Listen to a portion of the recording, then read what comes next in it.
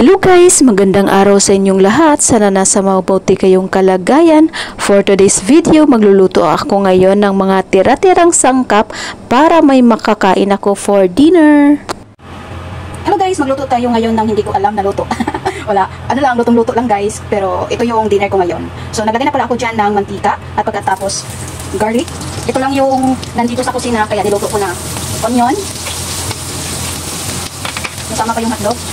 Haluin para paraan lang talaga dito sa abroad para makakain tayo kasi wala dito yung mga amo ko kaya kung anong meron sa loob ng refrigerator, so ikaw na lang bahala kung ano ang gusto mong kainin.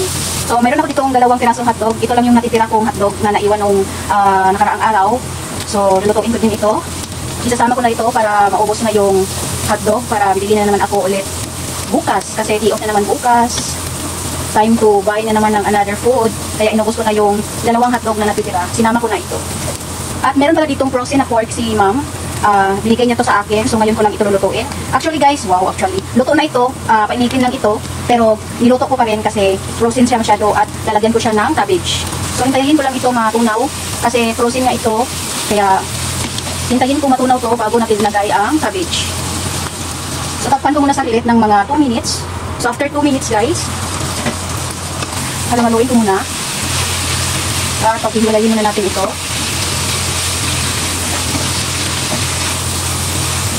Matigas pa siya guys kasi nga sobrang frozen niya.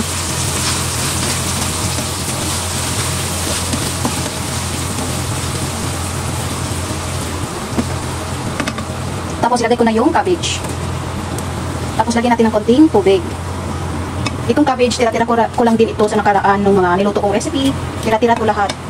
At niluto ko na para panibagong bibilihin na naman bukas. So yan. Para may makakain tayo. Para paraan lang tayo dito sa abroad. Para may makakain tayo. Kasi hindi naman pwedeng hindi tayo kakain. So takpan ko muna at lutuin ko ng another 2 minutes. So after 2 minutes, lalagyan na natin ng seasonings. Maglagay lang ako dito ng chicken powder. At halahaluin ko. So ito na, meron na akong pang dinner. So diba? Kahit na tira-tira, pwede pa rin ito magiging ulam, magiging masarap na ulam. Basta marunong lang tayo magluto at dumiskarte. Hindi tayo magugutuman. Diba? So ito na, ready na ang aking dinner for today. So, diba?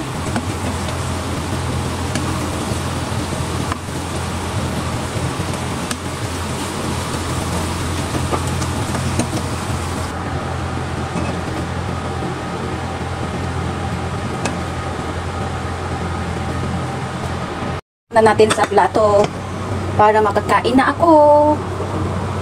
Yan. O diba? May ulam na. So ito na guys, ready ng aking dinner for today. At kung mayroon kayong mga tira-tira dyan sa kusina, lutuin nyo na.